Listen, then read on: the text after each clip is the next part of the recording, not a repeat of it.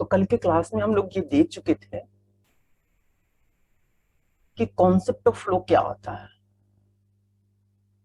यानी हमने फ्लो के कॉन्सेप्ट के बारे में बखूबी तरीके से चर्चा किया था कि वाटर फ्लो कैसे करता है, करंट फ्लो कैसे करता है, रूल्स एंड रेगुलेशंस फ्लो कैसे करता है। और उसके बाद से हमने ये देखा कि इलेक्ट्रिक पोटेंशियल्स क्या है। यानी हम वैद्युत विभव के बारे में हमने चर्चा किया कि इनफाइनाइट से किसी टेस्ट चार्ज को सर्टेनली अगर हम किसी इलेक्ट्रिक फील्ड के अंदर किसी बिंदु तक लाते हैं तो जो हम कार्य करते हैं उसी कार्य को हम वैद्युत विभव कहते हैं। और कल की क्लास में हमने इस वैद्युत विभव की यूनिट को भी मेजरमेंट किया और डायमेंशंस को भी मेजरमेंट किया। तो आज का जो क्लास होगा वो वैद्युत विभव के महत्व और अदर पॉइंट्स पर निर्भर करेगा। यानी हम आज की क्लास में दो टॉपिक्स को कवर करेंगे। पहला टॉपिक्स होगा इंपॉर्टेंस ऑफ इलेक्ट्रिक पोटेंशियल्स और दूसरा टॉपिक्स होगा अदर पॉइंट्स। अदर पॉइंट्स में हम वैद्युत विभवांतर को देखेंगे कि वैद्युत विभवांतर का क्या कॉन्सेप्ट है।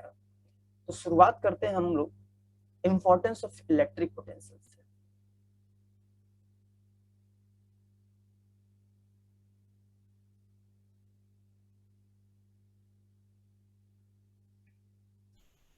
तो इंपॉर्टेंस ऑफ इलेक्ट्रिक पोटेंशियल्स यानी अगर हम हिंदी में बात करें तो हम इसे कहते हैं कि वैद्युत विभव का महत्व।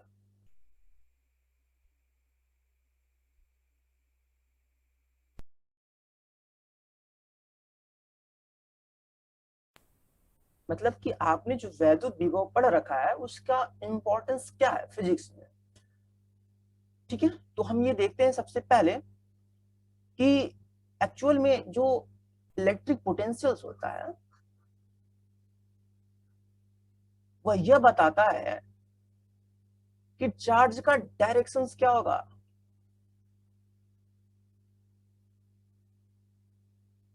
तो अब आप सोच रहे होंगे कि चार्ज तो स्केलर क्वांटिटी है तो इसमें डायरेक्शंस कहाँ होता है। तो चार्ज में डायरेक्शंस होता है बट वो वेक्टर रूल को होल्ड अप नहीं करता है, सेटिस्फाई नहीं करता है, जिस वजह से हम इसे स्केलर क्वांटिटी की कैटेगरी में डालते हैं। ठीक है, तो चार्ज के डायरेक्शंस को यह बताता है कि चार्ज किधर से किधर गतिमान होगा।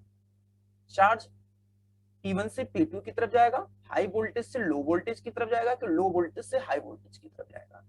तो इसके लिए हम यहाँ पे दो प्लेट एज्यूम करते हैं। मान लेते हैं कि हमारे पास दो प्लेट है, पहला प्लेट P1 है, दूसरा प्लेट P2 है। अब हमने प्लेट P1 को धनात्मक आवेश दिया जो कि उसके सतह पर एक समान रूप से वितरित हो जाएगा। ठीक उसी प्रकार प्लेट P2 को हमने ऋणात्मक आवेश दिया तो उसके सतह पर यह भी एक समान रूप से वितरित हो जाएगा। तो हम प्लेट P1 को कह सकते हैं कि यह उच्च विभव पे है यानी हाई वोल्टेज पे है, और प्लेट P2 को हम कह सकते हैं कि निम्न विभव पे है यानी ये लो वोल्टेज पे है। अब आपके पास दो आवेश है, एक तो धनात्मक आवेश है, एक तो दूसरा आवेश है।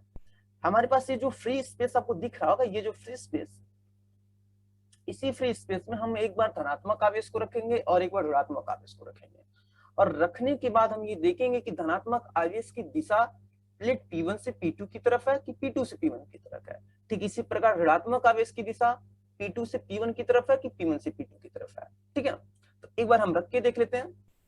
तो सबसे पहले हमने यहाँ पे रख दिया धनात्मक आवेश को। अब लॉजिकली अगर हम बात करें तो प्लेट P1 पर धनात्मक आवेश है और यहाँ पे जो हमने आवेश रखा ये भी धनात्मक है, तो इन दोनों की जो टेंडेंसी है वो रिपेल करने की है। ठीक इसी प्रकार इस प्लेट P2 पर ऋणात्मक आवेश है और यहाँ पे धनात्मक आवेश है, तो अब यहाँ पे जो टेंडेंसी है वो अट्रैक्शन करने की है। तो हम ये कह सकते हैं कि प्लेट P1 इस धनात्मक आवेश को अपने से दूर धकेलेगा और प्लेट P2 इस धनात्मक आवेश को अपने पास खींचेगा। तो इसका जो डायरेक्शन होगा वो इस तरीके से होगा। तो हम एक शब्द में अगर हम बात करें तो हम ये कह सकते हैं कि हाई वोल्टेज से लो वोल्टेज की तरफ होगा। ठीक इसी प्रकार अगर हम इसी क्षेत्र में अगर हम ऋणात्मक आवेश को रख देते हैं तो अब इनकी जो टेंडेंसी है, इसकी टेंडेंसी और इसकी टेंडेंसी रिपेल करने की, और यहाँ इसकी टेंडेंसी क्या है, अट्रैक्शन करने की। ठीक है, तो यानी यह प्लेट P2 इस ऋणात्मक आवेश को अपने से दूर भेजेगा, धक्का देगा, और यह प्लेट P1 ये अपने पास खींचेगा। तो अब इसकी जो डायरेक्शन होगा, इसका जो डायरेक्शन होगा वो इस तरह से होगा। तो हम ये कह सकते हैं कि low voltage to high voltage. तो अगर हम मोटे मोटे तौर पे कहें कि धनात्मक आवेश की दिशा क्या होती है, फ्लो होने की दिशा क्या होती है, तो हम ये कहेंगे कि हाई वोल्टेज से लो वोल्टेज की तरफ होती है, और ऋणात्मक आवेश की जो दिशा होती है वो लो वोल्टेज से हाई वोल्टेज की तरफ होती है।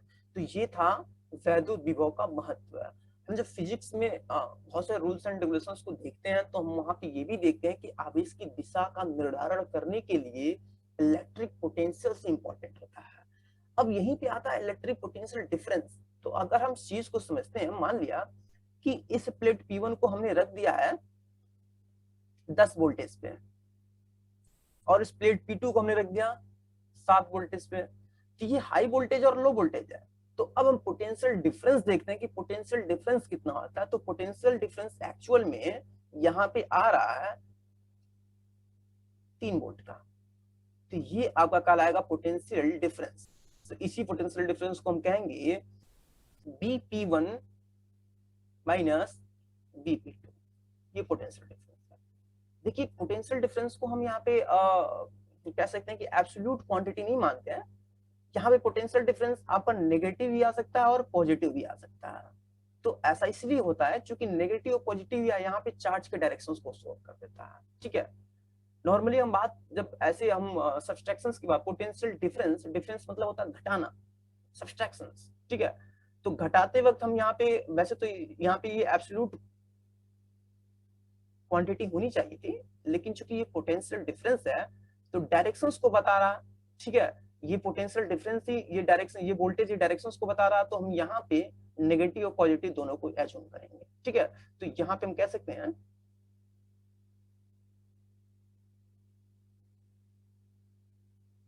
कि ये एब्सोल्यूट नहीं होगा। तो हम यहाँ पे ये वाला साइन लगाएंगे। ठीक है, तो हम आगे बढ़ते हुए देखते हैं कि वैद्युत विभवांतर क्या होता है।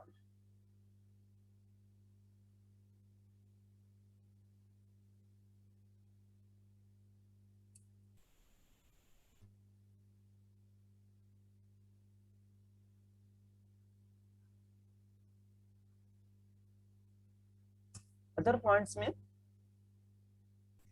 सबसे पहले हम देखेंगे वैद्युत विभवांतर।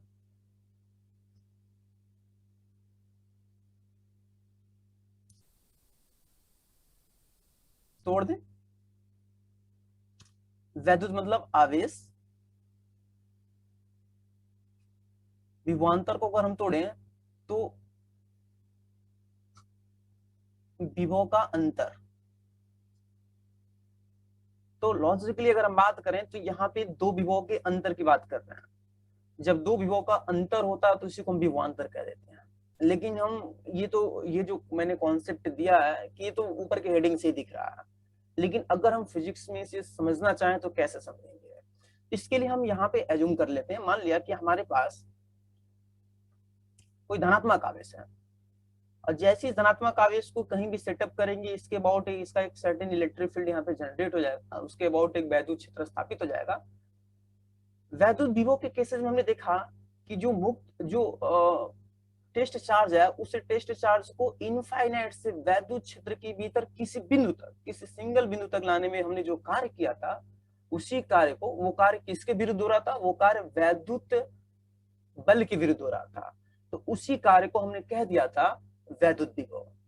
लेकिन अब यहाँ पे क्या हो रहा है कि अब इस टेस्ट चार्ज को हम सर्टेनली वो इनफाइनाइट से वैद्युत क्षेत्र के भीतर ले जा रहे हैं।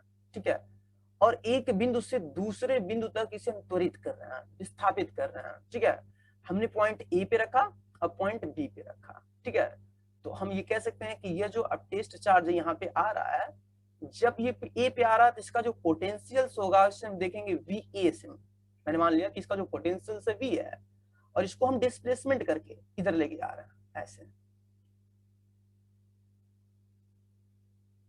अब यहाँ का जो पोटेंशियल होगा वो मैंने मान लिया वी भी होगा।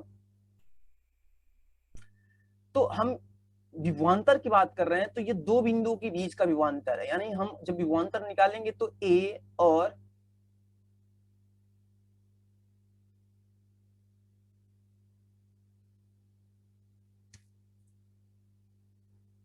और बी बिंदु के बीच का विभवांतर है। ये भी देखिए, ये कौन सा आवेश है, धनात्मक आवेश, और ये कौन सा आवेश है, धनात्मक आवेश है। तो दोनों की जो टेंडेंसी है वो रिपेल करने की टेंडेंसी है। यानी यह जो चार्ज, सोर्स चार्ज आपको दिख रहा है, इस टेस्ट चार्ज को अपने से दूर भेजने का प्रयास कर रहा है। लेकिन अगर यह टेस्ट चार्ज बाई फोर्सली, यानी इस वैद्युत बल के विरुद्ध ए से बी की तरफ जा रहा है, तो हम ये कहेंगे कि यहाँ पे जो वर्क हो रहा है WV, और यहाँ पे जो वर्क हो रहा है WA इज ग्रेटर देन है, ये बड़ा है, तो पोटेंशियल्स भी बड़ा होगा। कल के मैंने कॉन्सेप्ट में बताया था कि वर्क अगर बढ़ रहा तो पोटेंशियल्स भी बढ़ेगा। तो सिंपल सी बात है, V का विभव A के विभव से ऊंचा होगा, यानी हम V को हम हाई वोल्टेज पे कहेंगे और A को लो वोल्टेज पे कहेंगे। तो ऐसी स्थिति में जो कार्य किया जाएगा, हम A से B तक इस टेस्ट चार्ज को A से B तक ले जाने में इस वैद्युत बल के विरुद्ध जितना कार्य करेंगे, वही कार्य हमारा वैद्युत विभवांतर कहलाएगा। ठीक है, तो वैद्युत विभवांतर का मतलब क्या होता है, यहाँ पे लेंगे VB minus VA is equal to work upon test charge. एक बार और समझ लेते हैं कि एकांक परीक्षण आवेश को हम अनंत से, ये अनंत की स्थिति है, अनंत से वैद्युत क्षेत्र के भीतर एक बिंदु से दूसरे बिंदु तक, पॉइंट ए से पॉइंट बी तक ले जाने में हमने जो कार्य किया है, उसी कार्य को हम कहते हैं वैद्युत विभवांतर। और मैं बताना चाहता हूं यह कार्य किसके विरुद्ध हो रहा है, यह कार्य वैद्युत बल के विरुद्ध हो रहा है। ये आपका वैद्युत बल है, और वैद्युत बल का यहाँ पे जो टेंडेंसी है वो प्रतिकर्षण की है। तो इसको हम कहेंगे प्रतिकर्षण वैद्युत बल के विरुद्ध हम जो कार्य कर रहे हैं, उसी कार्य को हम कहेंगे वैद्युत विभवांतर। ठीक है, अब कभी कभी ऐसा भी होता है, यहाँ पे फिगर में हम थोड़ा सा ऐसे भी देख सकते हैं कि पॉइंट जो चार्ज है, हम वैद्युत बल के विपरीत न ले जाके वैद्युत बल की दिशा में लेके जाएं, यानी हम बल के अकॉर्डिंग लेके जाएं। तो हम जब इधर जाएंगे, इस डायरेक्शन में जाएंगे, हम कह सकते हैं जब हम इस डायरेक्शन में जाएंगे, तो अब यहाँ अगर सपोज करिए कि हमने यहाँ पे पॉइंट सी दे दिया, हमने यहाँ पे पॉइंट सी दे दिया, तो अब सी का जो वोल्टेज होगा वो VC होगा। अब जो टेस्ट चार्ज है, ये जो टेस्ट चार्ज है, पॉइंट ए से पॉइंट सी पे लेके जा रहे हैं, तो हम ये कह सकते हैं कि पॉइंट ए का वोल्टेज पॉइंट सी के वोल्टेज से ज्यादा है। क्यों? चूंकि टेंडेंसी है, हम इधर वैद्युत बल की दिशा में लेके जाएंगे तो कार्य हमें कम करना पड़ेगा, अब वैद्युत बल की विपरीत दिशा में लेके जाएंगे तो कार्य में ज्यादा करना पड़ेगा। तो अब यहाँ पे इस केसेस में, ये तो फॉर A to B के लिए था, अगर हम फॉर A to C के लिए निकाले तब क्या होगा, तो हम देखेंगे VA minus VC is equal to work upon test charge. यानी हम यहाँ पे ये कह सकते हैं कि अब A का वोल्टेज C के वोल्टेज से ज्यादा है। तो ये कुल मोटे मोटे तौर पे हम कहेंगे कि वैद्युत विभव का एक कॉन्सेप्ट था, वैद्युत विभव वैद्युत विभवांतर का एक अवधारणा थी, कॉन्सेप्ट था, जो कि हम ऊपर के हेडिंग से भी समझ सकते हैं। और इस पूरे क्लास के दौरान हमने ये देखा कि वैद्युत विभवांतर क्या क्या होता है। अगर हम वैद्युत विभवांतर की बात करें तो विभवांतर का मतलब विभव का अंतर, और आप देख रहे हैं कि दो बिंदुओं के बीच की जो विभव के अंतर होता है, विभव का जो अंतर होता है, उसी को वैद्युत विभवांतर कहते हैं।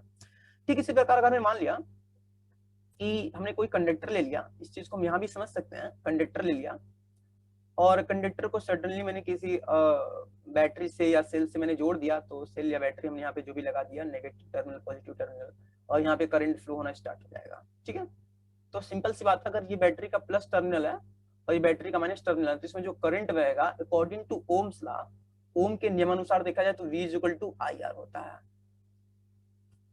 तो ये वोल्टेज जो दिख रहा है एक्चुअल में वैद्युत विभवांतर है।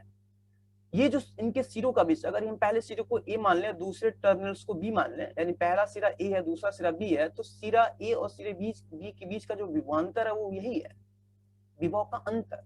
यानी ये हाई वोल्टेज पे है, ये लो वोल्टेज पे है। तो अगर इसको हम हाई वोल्टेज को हम यहाँ पे 10 वोल्ट मान लें और लो वोल्टेज को हम यहाँ पे 7 वोल्ट मान लिया, तो जो विभवांतर आएगा वो 3 वोल्ट का आएगा, ये आपका 3 वोल्ट को स्लोप करेगा। तो यही आपका विभवांतर है। तो कुल मिला जुला के आपने देखा कि विभवांतर का मतलब ये क्या है, विभव का अंतर, दो बिंदुओं के बीच के विभव का अंतर। तो ये पहले टर्मिनल्स और दूसरे टर्मिनल्स का डिफरेंट है। पहले टर्मिनल्स पे जो पोटेंशियल्स है और दूसरे टर्मिनल्स पे जो पोटेंशियल्स है उसके डिफरेंस को हम कहते हैं विभव का अंतर या विभवांतर।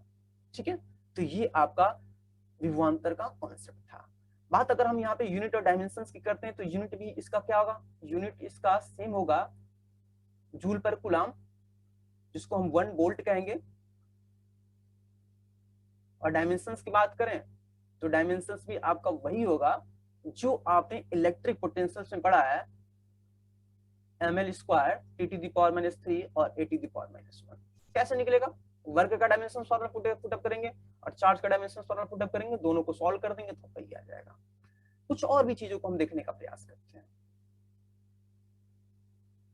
अदर पॉइंट्स हम ये देख लेते हैं कि इलेक्ट्रिक पोटेंशियल्स का सीक्वेंस कैसे हम डिसाइड करेंगे। मान लिया कि हमारे पास एक टेस्ट चार्ज है, सॉरी यहाँ पे सोर्स चार्ज है। अब इस सोर्स चार्ज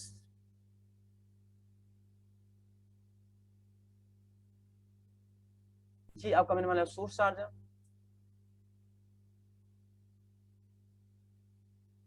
ये आपका था टेस्ट चार्ज। सोर्स चार्ज का जो नेचर है वो धनात्मक है, point A, point B, point C, इधर लेके जाएंगे तो